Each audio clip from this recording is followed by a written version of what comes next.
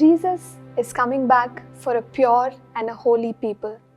2 Corinthians chapter 11 verse 2, "For I am jealous for you with godly jealousy, for I have betrothed you to one husband, that I may present you as a chaste virgin to Christ." Paul the Apostle writes to the Corinthians, and you see a sense of seriousness in what he is speaking here.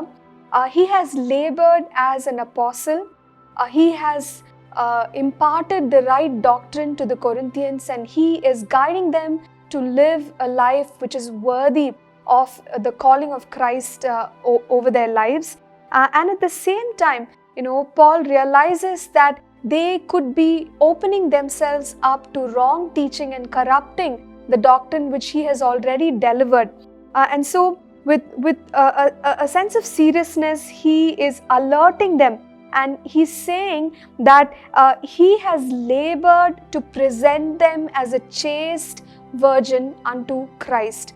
No, he wants them to be presented with the right kind of devotion and the right kind of worship to his master, the Lord Jesus Christ.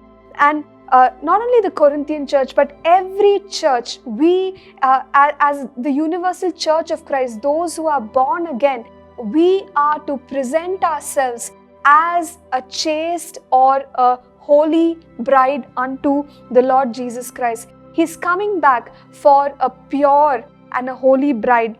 Ephesians chapter 5 verses 25 to 27, just a summary of what is being said here is, it's speaking about the relationship of Christ with the church as a husband's relationship is with a wife. And we're being told here that Christ has given himself up as a sacrifice for his bride, the church, and he cleanses his bride with the washing of water, which is his word.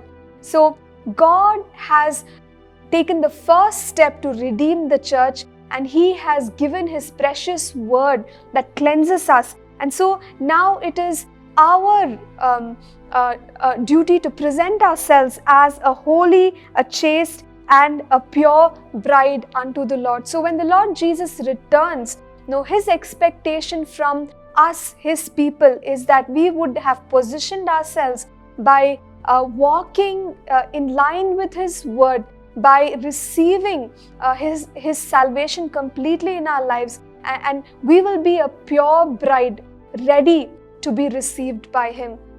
And that is going to take a commitment from our sides, lest the Lord Jesus arrive and see that his bride has lost her devotion to him. And that's why even Paul rebukes or he alerts the Corinthian church that such a thing should never happen, and the bride should remain holy and pure for the return of Christ. Let's pray that we will be such a bride. Heavenly Father, we thank you that, Lord, you have done your part, Lord, in cleansing us and bringing us into the kingdom of light.